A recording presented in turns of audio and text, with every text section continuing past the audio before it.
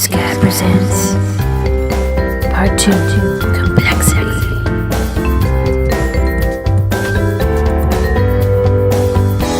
Wouldn't you love to be able to travel in time? Authors through the ages have explored the tantalizing idea of being able to travel into the past or the future. Believe it or not, we are time traveling right now into the future, one instance after another.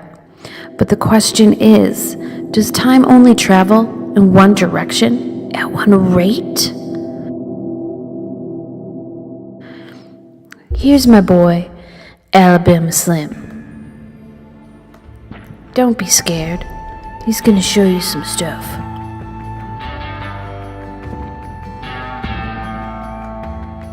How you doing, buddy? He's like a cowboy at time traveling, tester outer, pool balls. Get yourself a drink, pal. We're gonna do some science. Sometimes science is difficult for people to grasp. That's why we're here, to help people understand. With people like Alabama Slim, WTFSKY, Jake Riley, Mari, Astronomy Live, Dazzle, all those guys. We just want people to understand. It don't come easy. So let's take a look at Alabama Slim here.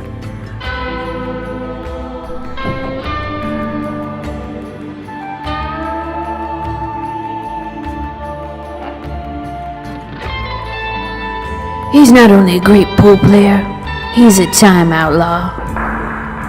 He's the only one you'll ever see perform this particular pool shot.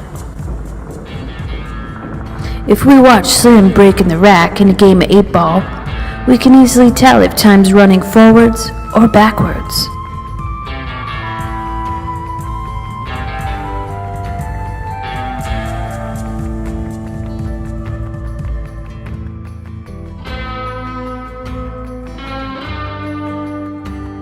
The backwards sequence does not break any laws of physics, but the coming together of all the right factors to make it happen is so improbable that we can use the words never happen and absolutely be right.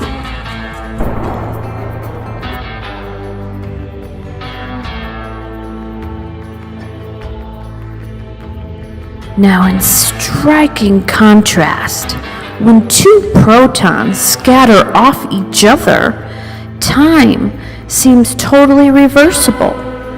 The backwards version looks just like the forwards version. So why is this so different from playing pool? The answer is that the interaction between the protons is simple. See you later, Alabama Slim. Let's take a close look how we experience time. Have you ever really thought about the difference between the future and the past? The difference between will and memory? The difference between hope and regret? You can narrow and focus your attention so that you observe that split second of what's called the present. The present is now. Well, it's now. It's now. It's now. Well, it was just then, but it's now. It's now. It's now. No, it's now. It's really actually now. It's now. It just keeps on. Okay. Well, what you are focusing on and noticing is the future is flying into the past. If you can remember it, it's no longer the present. The present is where everything happens seems to have no extent at all. Something that happened 1 second ago is already in the past, and this is true for a 1/millionth or a millionth of a second. Likewise, the future is close to now as it is the past. Okay, while the present is an instantaneous moment for complex objects like you and me, it can be a very different story for electrons and quarks. These particles are described by an equation called a wave function, and when two particles interact, their wave functions become entangled. But for how long? When do they reestablish their individuality? A physicist would ask, when does the wave function collapse?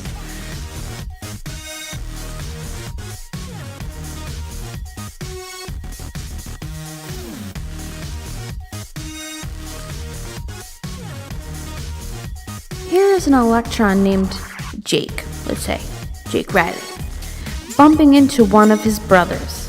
We know that after the interaction, Jake will be in one of two places, behind door A or door B.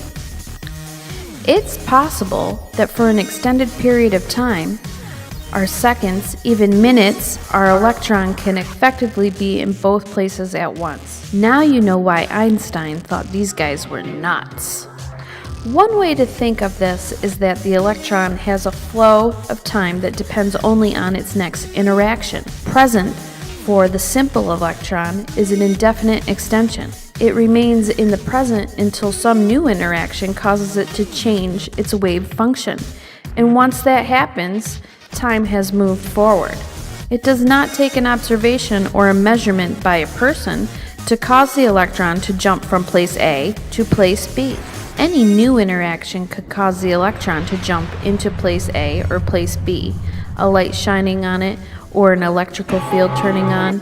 It does not take an observation or measurement by a person, an enduring misconception.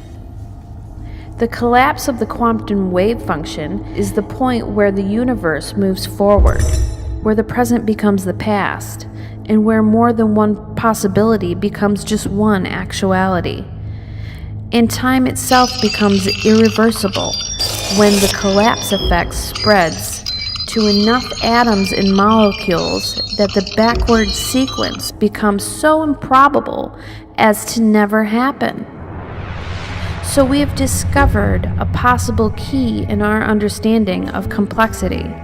The more complexity, the more improbable it is for time to be reversible.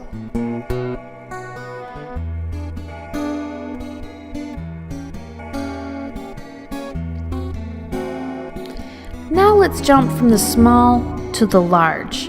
Here's a musician playing a ragtime piece on a guitar. At this scale, quantum mechanics is totally unnecessary to describe the scene. His atoms and the atoms in the guitar may be dancing around on a scale equalizing their size, but none of that has a noticeable effect on the musician or the music.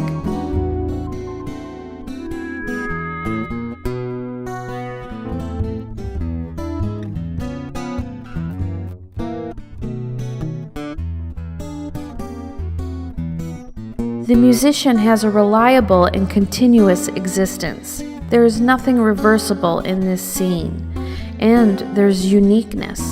Unlike electrons that are interchangeable, musicians are not. The probability of finding another musician exactly like this one somewhere else in the universe is virtually zero. Hey!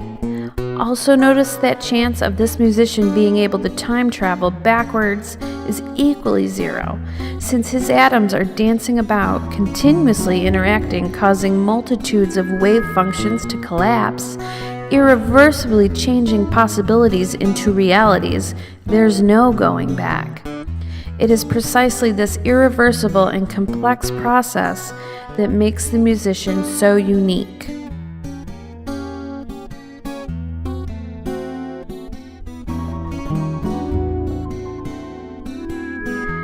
Thanks for tuning in. Stay tuned to part 3 of Complexity with WTFSKY. All of you guys are irreversible, complex, and unique as well.